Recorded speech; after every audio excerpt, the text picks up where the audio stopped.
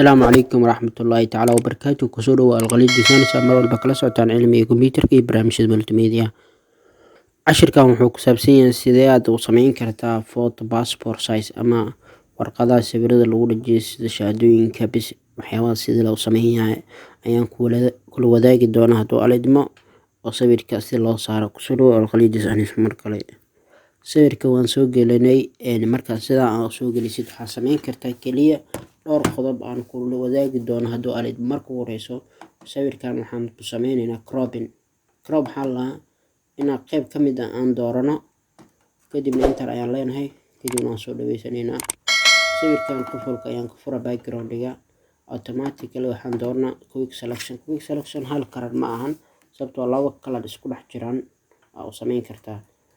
Okay, sawirkan sidiisa soo waanu saxan yahay mararka qaarkood oo qaldami karaa cabir ayaad iska fiirinaysaa kaliya waxaan rabtaa cabirkii uu ku saxan yahay kadibna geesaha ayaad ku soo jeedaysaa kadibna sidaas oo select gareynay kadibna waxa ku dhiman qayb ka mid ah rabnaa inaan sii jarno sida marka uu sameeyno sawirkan waxaan sameeynay stroke inaan geesaha aan ku sii sameyno intaan stroke aan gaarin marka horeyso background cusub ayaan abuureynaa control n new document kadib meeshan waxaan doonaynaa photo paper cabirka uu ku doonaya waxa ka bedelin haddii aad daabacid hadda sameynaysid CMYK dooro haddana RGB oo baahanyahay kadibna okay leenahay move tool isticmaal sawirkaada ku laabo waa soo daraagereynaa kadibna qaybta inta keen hadda sawirkii control T dheh shift qabo isla weynay kadibna enter dheh kadib right click dheh sawirkaada ama double click dheh geeska sida xarabna stroke inaan sameeyno click ku sii stroke xawjeeda geeska madow waay waa ka yareyn kartaa adiga oo xiran tahay ama ha u baahanta 4 ama 5 asishan waay intaas marka aad samaysid alt qabo kadibna sawirka ku jiid xawjeeda cabir isku imaadaan haddana alt qabo kan ugu dambeey mar walba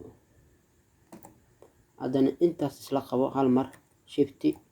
adoo heynaysid kadibna midka ugu dambeeya dooro kadib alt qabo kadibna soo daraageray kaliya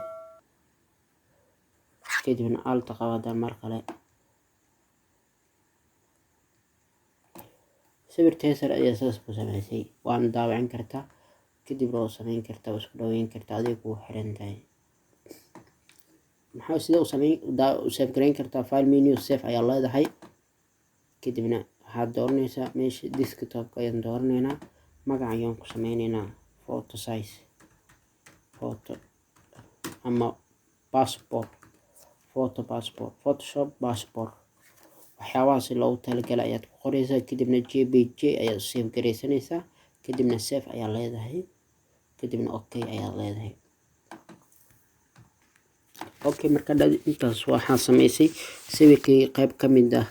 intaas ayaan kusoo gaweynaa haddii aad ku sabjaa channelkeena fadlan subscribe like share asxaab badan ay faa'iideysta adigana aad ka mid noqdid mar walba daawadaha ugu hore ee daawada fiidiyoyada aan soo gudbino.